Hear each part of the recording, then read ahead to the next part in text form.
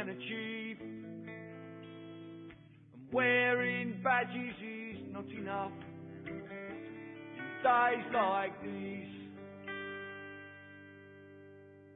Taking responsibility for enabling others to achieve purpose in the face of uncertainty. It looks like you. It looks like you. Hopefully, it's functioning well. So there's one person in the center who's directing the effort, but there are other leaders who report to that leader, and then they're also accountable for other people.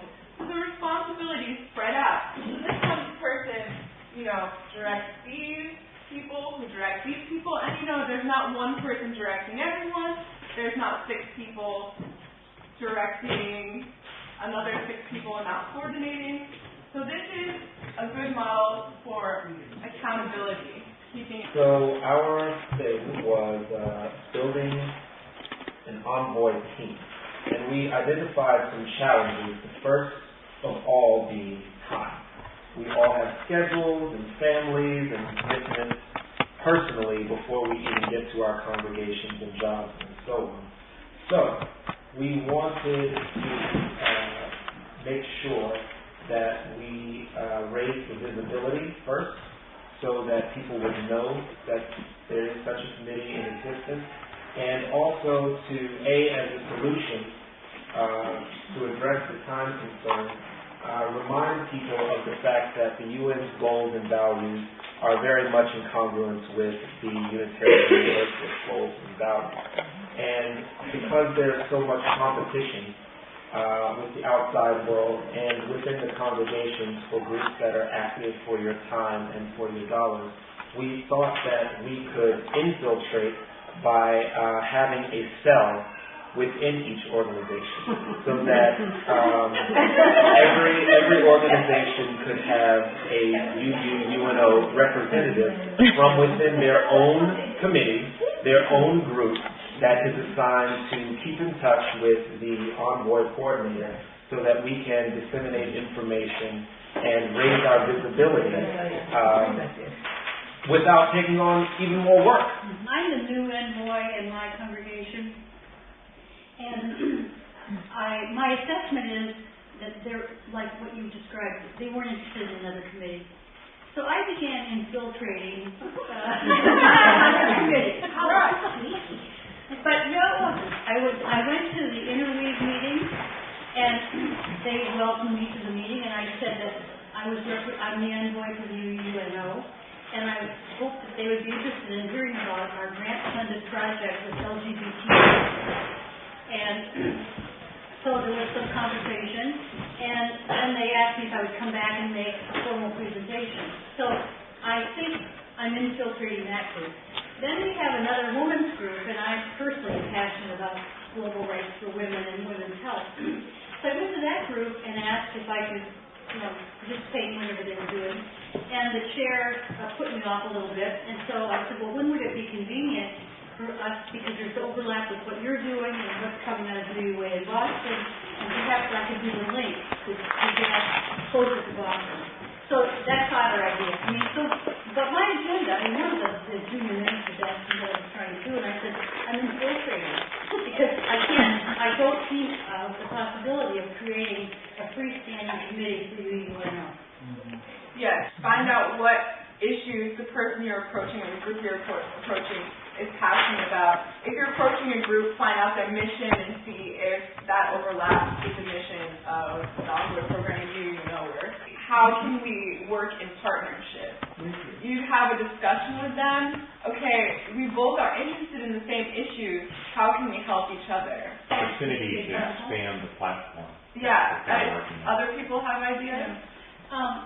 So raising the consciousness of the fact that we have a United Nations office in general, because a lot of youth don't know about the UUO, and a lot of youth sometimes don't even know about how the UUA works, because the way our religion is set up is very decentralized, it's very congregationally based.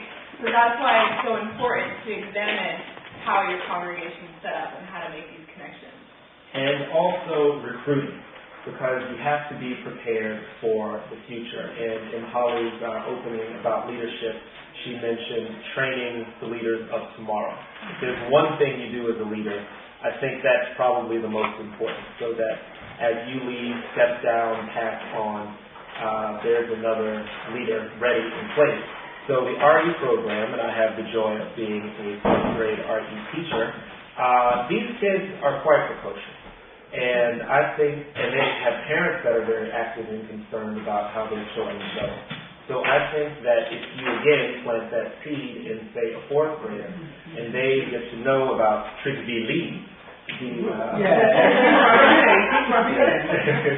the first UN Secretary General, they can take that back home, and then you have a family that's involved, and you have that message being carried on for the future. We can look for opportunities to improve our leadership skills by looking at who has been an effective leader in your congregation and asking them for advice.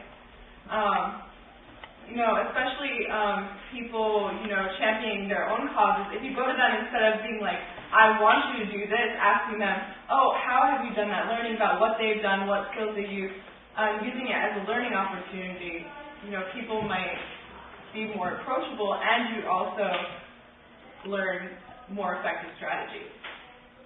What we did through UNA, because we worked with all these colleges, is to get young people to come. And my church doesn't give a hoot about me, but if I bring in a bunch of college kids, it's very exciting.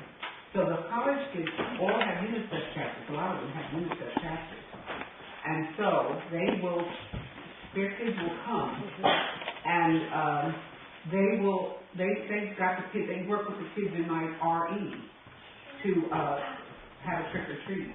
And so if you really want something wonderful, let the kids dress up for UN Sunday and come in their costumes and walk around with their boxes. And they collect a lot of money for UNICEF. And in the meantime, we're passing out UNO stuff. And, it's very, very effective. And then especially because the college kids will come and promote UNICEF and then UNA too, but it's mainly the thing that they really do on college campuses is do UNICEF. But that makes a big impression on the church members. And so that's how I really got much. It was very effective this year. It was my first time working on it for years, but for the first time, it really was quite good. The state. Those are all the governments. And then there are, I don't know how many different UN agencies that do all kinds of work. Social, humanitarian, peacekeeping, etc. And the third leg of this three-legged stool is civil society, the non-governmental organizations, and we're part of the non-governmental organizations. And I should also add that the UUNO has ECOSOC status. ECOSOC is the Economic and Social Council.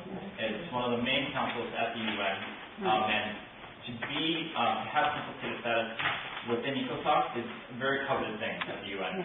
And so the EU should feel very privileged to have a United Nations office that's accredited by the UN and have that voice there. The main thing about the United Nations is it's a great place to create policy. And in terms of implementation, it's really a civil society. So organizing an online world. Now, some of you may be well versed in internet technology, some of you maybe not as much. So how do you share your story online? The key to successful online communication is being clear and being brief. This is what's going on now, this is what you should do. And also making sure to supplement internet communications with personal communications, especially when we're working within our congregation. One way to look at fundraising is it's just another extension of our advocacy. It's another way people can help, and people want to help, so don't be afraid to ask people to donate to the UNO. Kofi Annan always says that the UN wouldn't succeed without the non-governmental organizations doing the work on the ground.